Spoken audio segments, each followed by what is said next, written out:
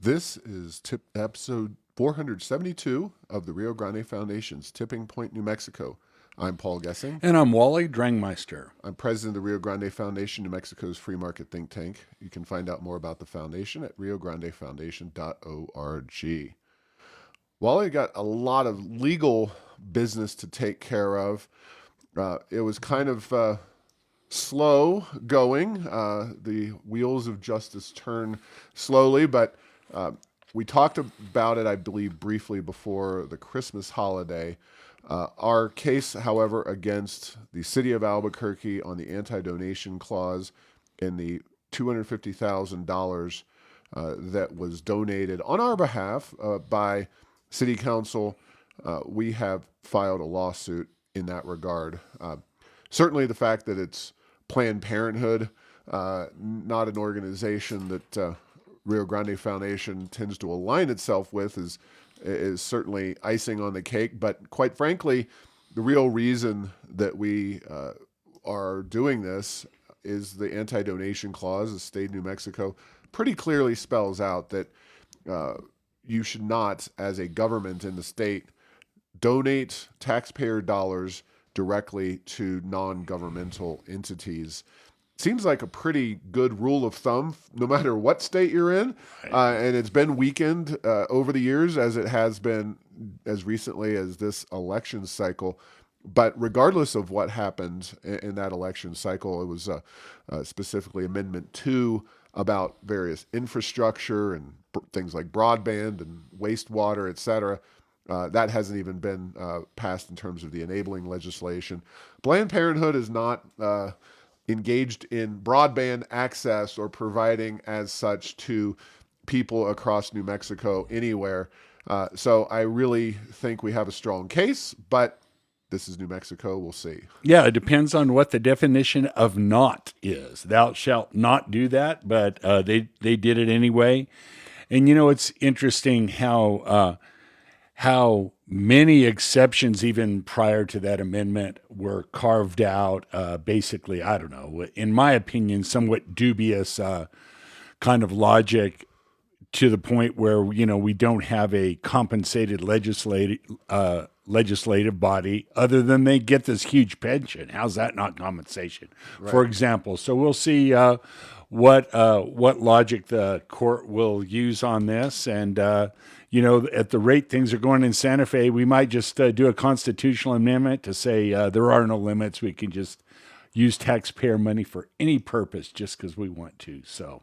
Yeah, and as written, the anti-donation clause says neither the state nor any county, school district, or municipality, the city of Albuquerque being one of those, shall directly or indirectly lend or pledge its credit or make any donation to or in aid of any person, association, public, or private corporation.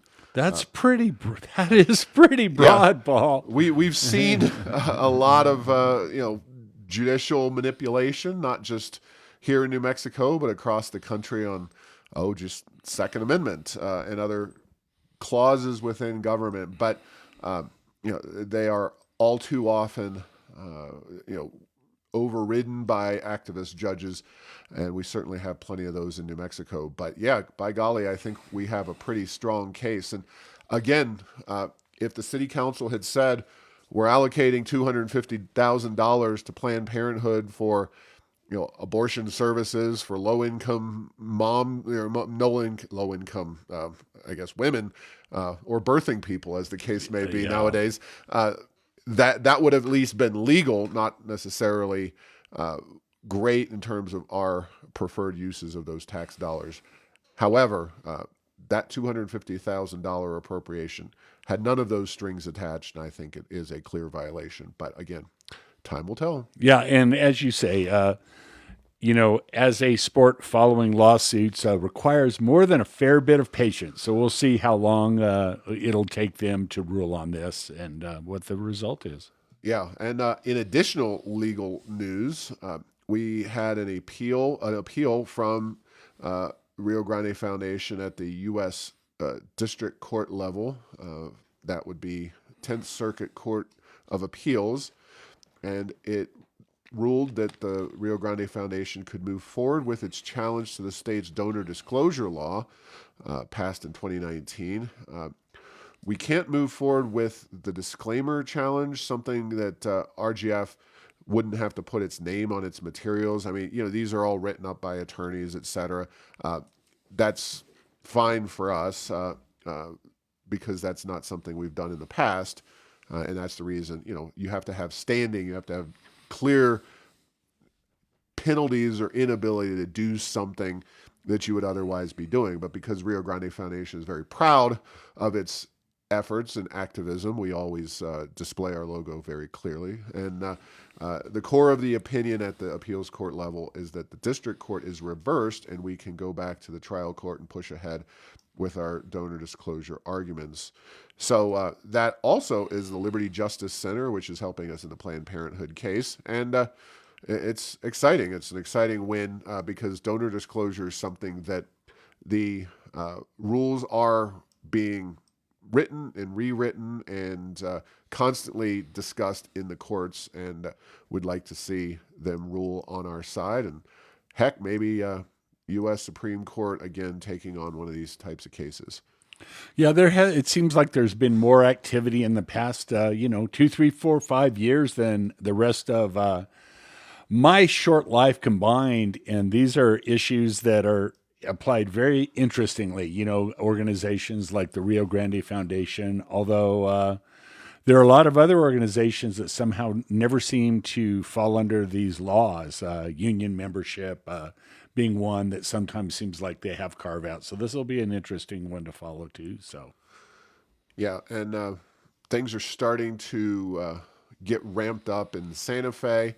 The proverbial engine is starting to turn its wheels up there in the legislature. Now that as of Tuesday of this week, we'll have been in session for a week.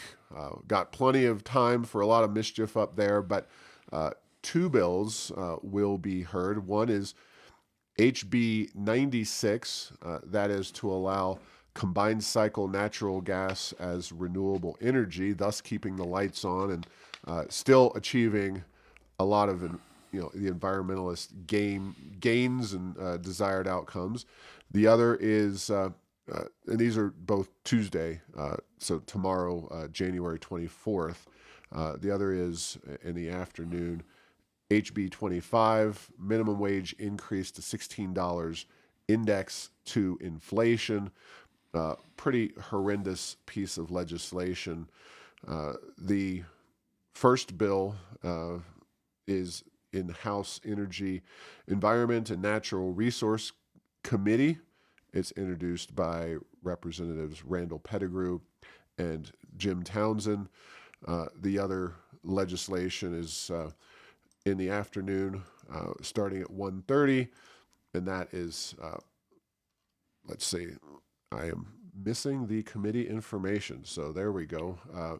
Again, HB 25, that's Christine Chandler's bill, and that is House Labor, Veterans and Military Affairs Committee, 317 and room 315 respectively. The morning 317, 315 in the afternoon. And these bills typically wind up in several committees. There's actually Peter Worth, so Majority Leader Worth apparently has co-signed on to this minimum wage bill. So as if there was any thought that just Christine Chandler, the head of the House Tax Committee, wasn't mainstream enough, or somebody who had enough sway up there. Senator Worth is Majority Leader in the Senate. So that means this bill has a very realistic chance of passage. yeah, and we were talking before the podcast started.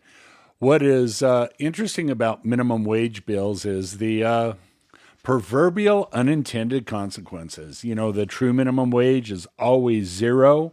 Who is hurt by this tend to be youth, people in part-time jobs, other things, and then to put a cost of living index increase on there means, Paul, that you could end up in a period of stagflation where there's high inflation and the minimum wage would keep going up while jobs were going away. So, those are a few. Those are a few arguments. We'll see what kind of a hearing any of that will be, and what the reasons that the supporters of this bill cite. They always cite the concept that the minimum wage should be a living wage to support a family, not necessarily ever designed for that. And, most people who get into the workforce at minimum wage don't stay there very long. But this will be an interesting one to watch. And they're not, the progressives are not shooting low with the bill in its initial form. Well, unfortunately, when they run the show, they are going to shoot the moon, so to speak, and consequences be damned. Real quick, some arguments here. According to NOAA, that is the National Oceanic and Atmospheric Administration, they did a research paper a few years ago on the impact of natural gas combined cycle. And according to the study, CO2 emissions from U.S. power plants by 2012 were 23% lower than 1997 levels. Now, I would argue that that is a better provable environmental outcome than any use of renewable energy sources of wind or solar could ever take credit for. So pretty solid reduction there from power plants due to the use of combined cycle technology. Also reductions in NOx and sulfur dioxide emissions were even greater, dropping 40 and 44% respectively. So really good stuff there. On the minimum wage, according to the Congressional Budget Office, a minimum wage nationwide of $15 an hour would lead to the loss of 1.4 million jobs nationwide by 2025. So New Mexico's trying to jump the gun here a little bit, which only means further economic harm, for further job loss. That's a 2021 report. So that would be some bad outcomes there from jumping to $16 an hour, let alone tying that to inflation. So we're seeing a lot of increases due to inflation, and this would be dire in its economic harm. So Yeah, and Paul, back in the 70s and 80s when inflation ran rampant, there got to be a lot of built-in adjustments to a lot of things, wages and union contracts and a lot of things, and it actually perpetuated inflation and made it much tougher to get under control. So that's another argument that kind of works against this, but we will have to see. As you said, the progressive mindset seems like they have a lot of seats, and how far they will go in the session. This will be a good initial test to see what's going on. yeah, and there's already been some controversy, rightfully controversy up there, certainly on the fiscal conservative side. We've talked about our relative openness to a lot of ideas on professionalizing the legislature. We're not taking a hard line against that. Obviously, details matter, but $2 million was added to the feed bill, which is essentially the bill HB1. It's pretty much always HB1 because funding bills come out of the House typically, and It's the money to run the session, right? Right, It's not for right. studying things in the Right. future, is it? So $2 million is a public policy measure. Democrats control both houses. They could easily pass money for a study through traditional legislative practices. Just have a bill that says we're going to spend $2 million on a study, not shoving it through the bill that, as you said, is going to pay to keep the lights on, keep the heat on, maintain the building while folks are up there for the next 60 days, and have the per diems taken care of and the salaries of all the employees working up there. It really, unfortunately, we saw over the years with the 60 versus the 30-day, where the 60-day sessions are open, 30-day sessions, the budget items are really supposed to be the order of business, and anything put on the call by the governor. That has kind of gone out the window, and it's just a difference in 60 or 30 days. Certainly, the governor doesn't put GOP priorities on the agenda. At least this governor, and generally speaking, governors aren't going to put a lot of partisan to the other side bills on the agenda. But unfortunately, this one's, I would say, even a more blatant political play to throw that into the feed bill.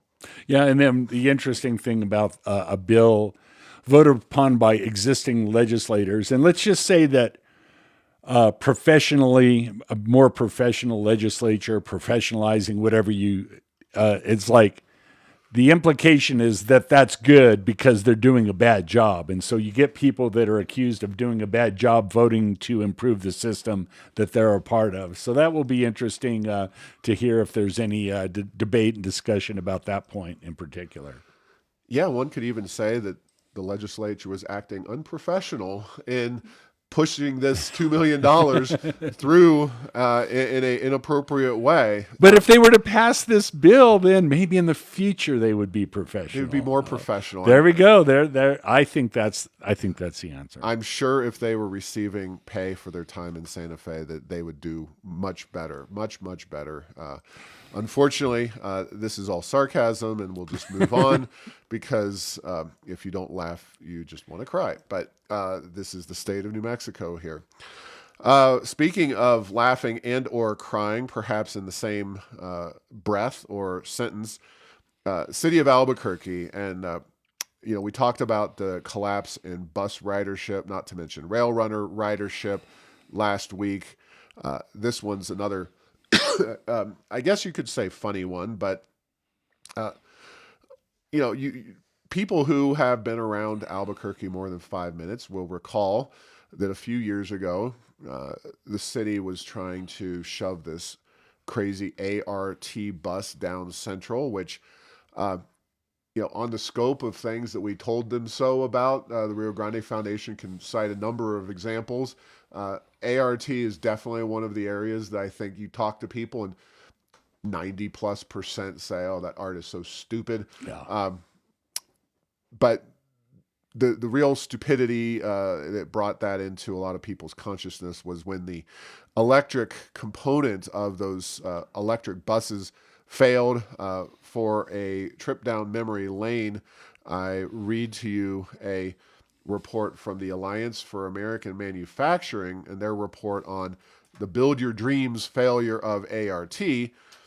The vehicles didn't meet their promised battery charge, which meant they couldn't manage a full day's service. There were numerous durability and safety issues, including doors opening unexpectedly, malfunctioning brakes, faulty electric wiring, exposed wires, and overheating batteries. So pretty much the soup to nuts, the whole ART bus electric. A couple minor issues were noted. Yeah, exactly. Well, why are we talking about this? Because folks who go to the zoo, and I believe historically speaking, COVID may have changed this, but historically speaking, the Albuquerque Zoo and Biopark, taken as a whole, maybe even separated out, are like the number one, number two, or just number one tourist attractions in the entire state of New Mexico.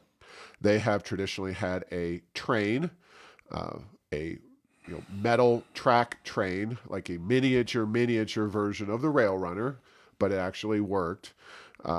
And it took people between those two facilities. Well, a few years ago, the powers that be decided that the old train needed to go, and they were going to put in an electric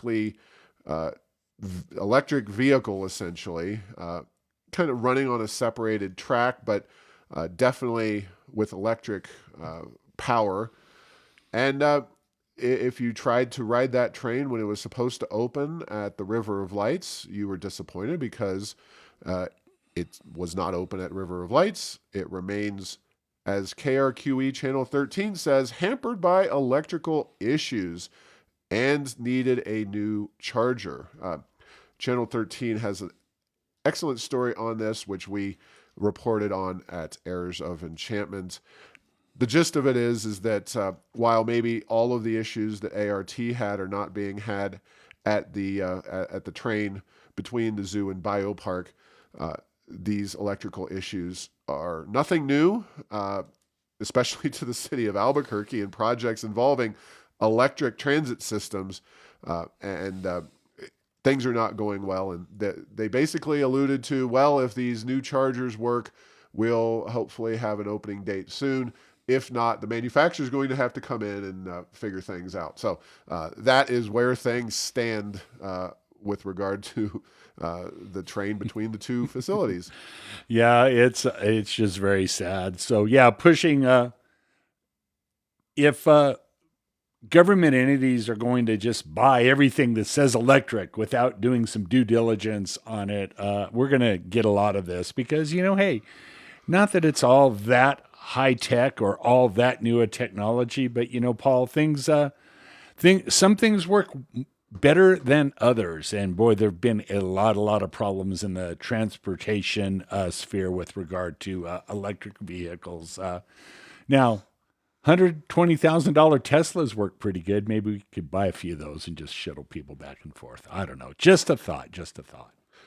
Yeah, and again, we are not anti-electric vehicles. We are anti-mandates and extreme subsidies for electric vehicles. The rollout of gas-powered cars over 100 years ago was contiguous with similar technology involving electric vehicles. Gasoline, for a large number of reasons, many of which you probably already know, and maybe after listening to these articles or listening to us talk about these articles, can probably understand just some of the challenges that electric vehicles present. But if Elon Musk, for example, creates the killer app for electric vehicles, and it's able to do that largely devoid of government subsidies, so be it, and I'll gladly purchase an electric vehicle at some point. But the time is not yet when electric vehicles are the preferred transportation option, and the technology has been fully fleshed out. Which leads us to the final component of this story, and that is back to the legislature, SB 30.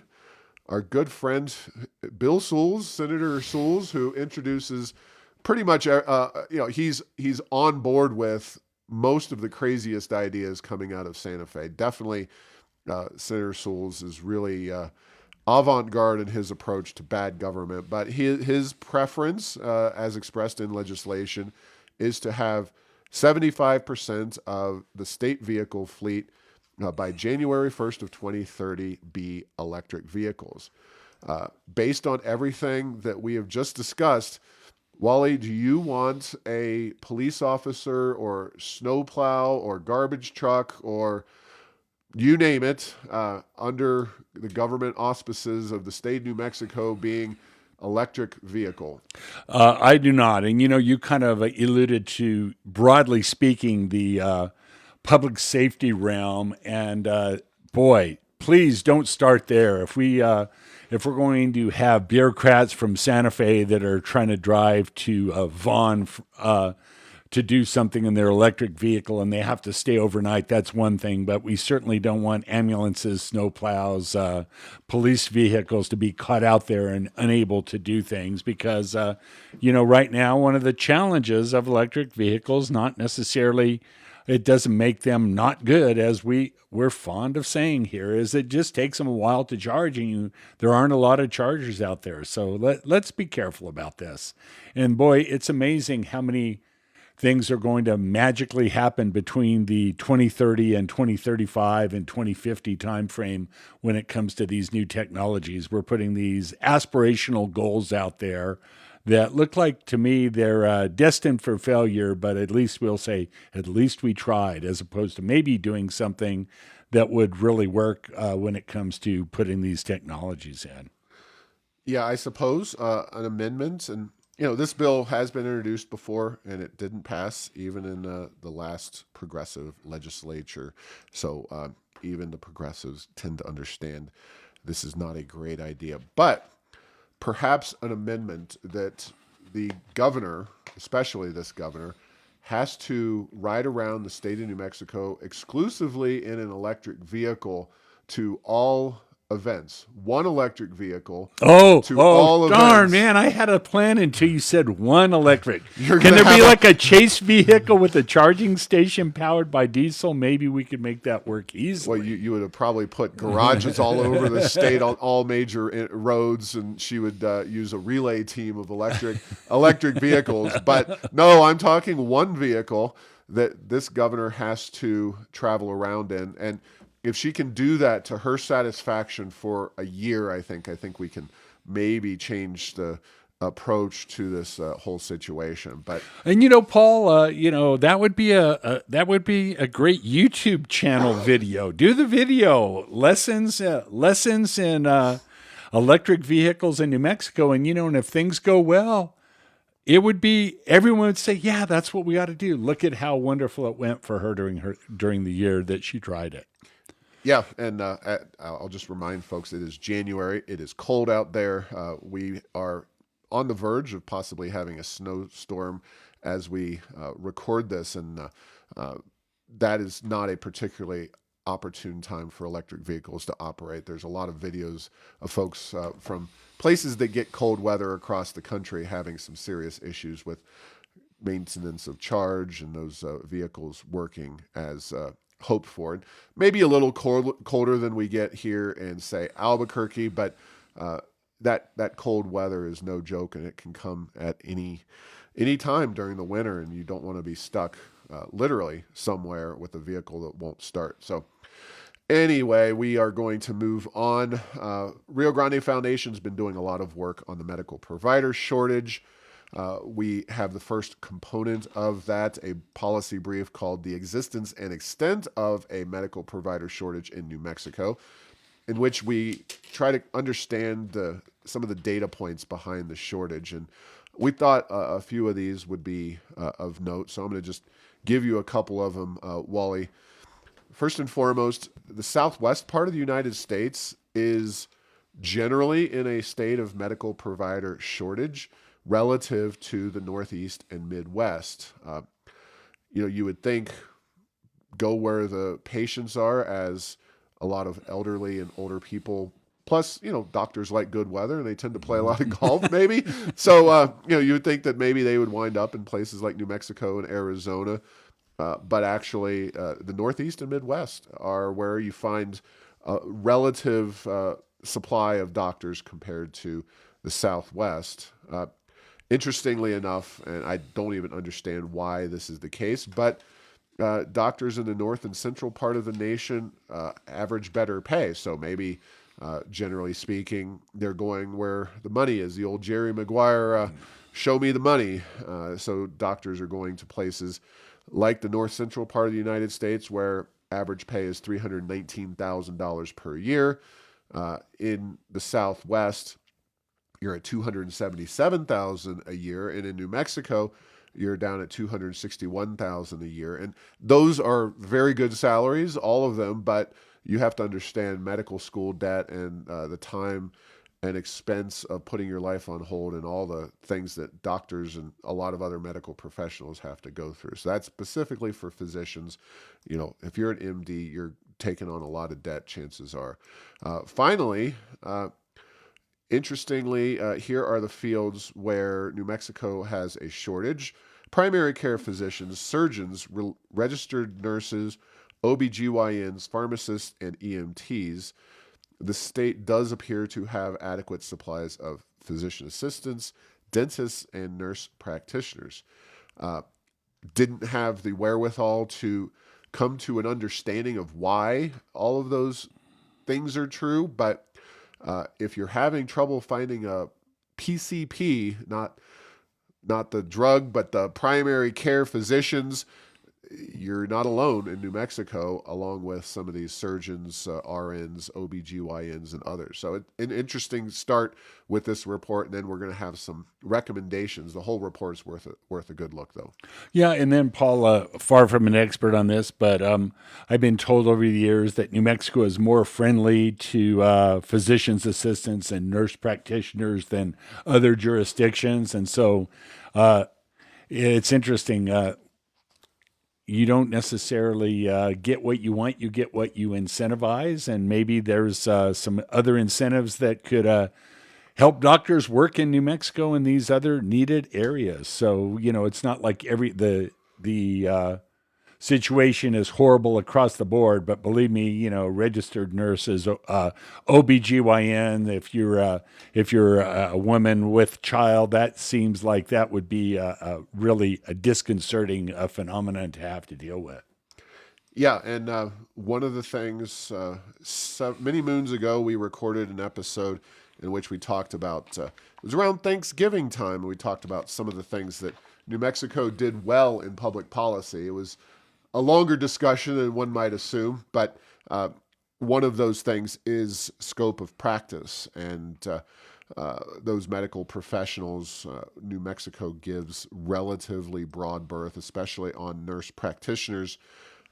So it doesn't mean that things are all rosy with regard to a lot of these areas of the medical profession, but scope of practice is something that New Mexico does fairly well. Speaking of healthcare in the state of New Mexico, and something that, quite frankly, our research has shown that our ginormous Medicaid population, 47% of the state on Medicaid, that really has some negative impacts on the ability for doctors to practice in the state of New Mexico. But the Human Services Department combined requests, so this is all of the federal dollars and all of the state dollars, $10.5 billion Wow. for this particular session. So we are talking just an enormous quantity of money. And some of that money, I couldn't figure out exactly what, but there was a report that you probably saw in the Albuquerque Journal and other media sources that said that 100,000 New Mexicans may no longer qualify for Medicaid next year because the state's Medicaid program is bracing for the end of federal COVID-19 health funding. The Biden administration claims that they are going to eliminate that emergency health funding, and that will mean the end of Medicaid, being a receiver of Medicaid for 100,000 New Mexicans. So essentially, I think one of the things is you could not be kicked off of Medicaid for virtually any reason during the entire scope of the COVID pandemic. And, Biden administration's been loath by and large to pronounce the end of the pandemic. Certainly Biden, in one of his less sentient episodes, said that COVID was over, and then, Karine Jean-Pierre and everybody else, reeled him back in. So who knows what the federal government will do with regard to this, but it's ultimately them calling the shots because they pay for a vast majority of the Medicaid program. But still, $10.5 billion in Medicaid spending in a state like New Mexico is a lot of money. And you would hope that this 100,000, this group of New Mexicans would be able to and willing to get back into the workforce, get jobs, become productive tax-paying citizens. We know that a lot of those jobs are out there, but boy, the legislature seems, and Michelle Lujan Grisham, the governor, seem poised to backfill those dollars out of the state treasury so that we don't see those 100,000 New Mexicans off of Medicaid. So just more dependency on top of more dependency in the state of New Mexico.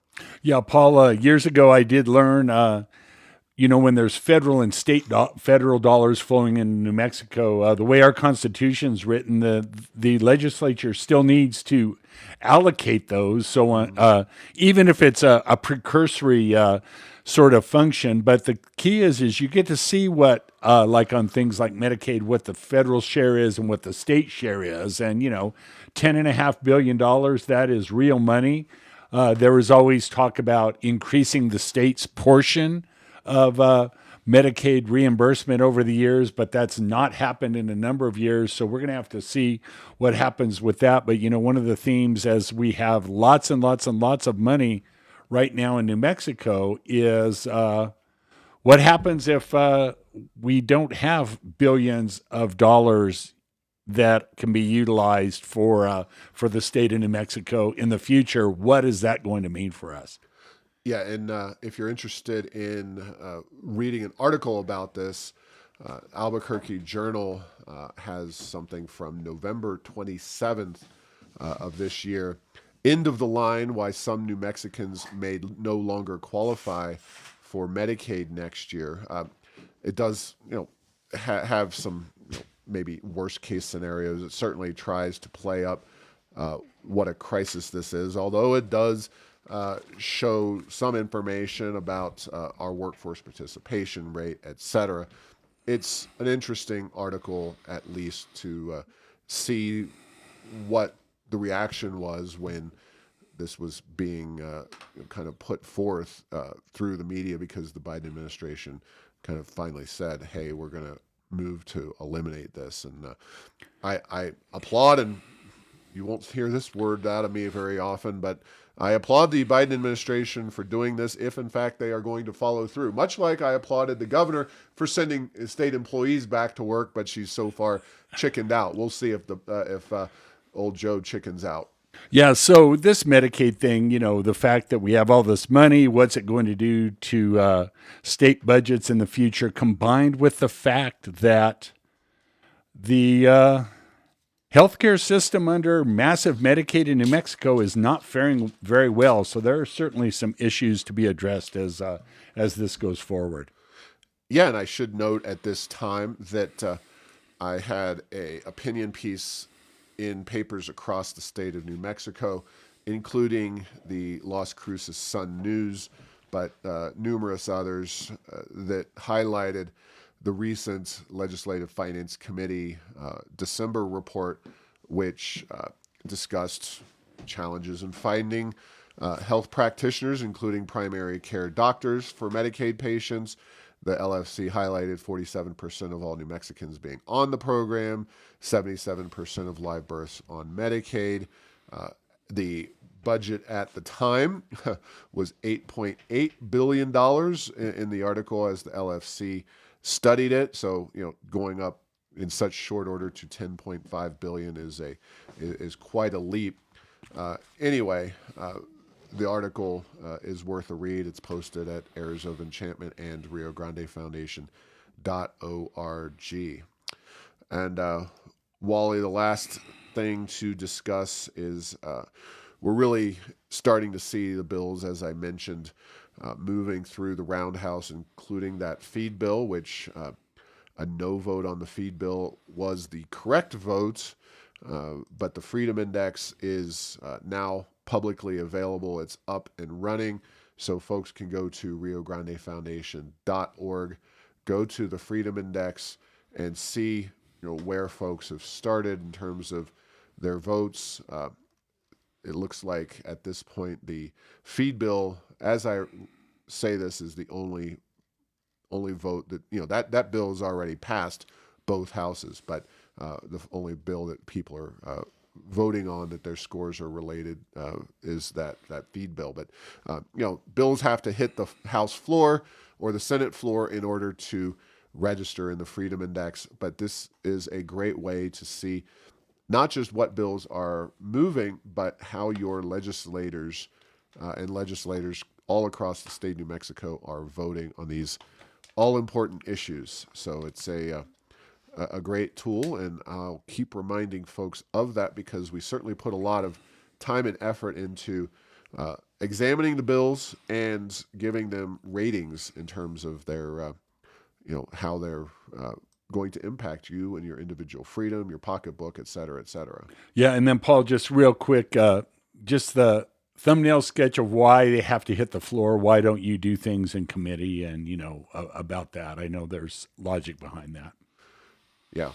So, unfortunately, committee votes are not able to be undertaken in that particular system. It's just committee votes often are not very easily found out by sources that would like to find them out. They have a way in the legislature of keeping those hush hush and Yeah, they kind of grumble. Rah, rah, rah, rah. Who voted rah and who voted rah? yeah, exactly. So thank you for listening to this week's episode. Find all episodes at tippingpointsnm.com or at the Rio Grande Foundation's YouTube channel. Subscribe to the show at Apple, Stitcher, or have your Google Home play Tipping Point New Mexico. Thanks to Path 3 Marketing for producing this show.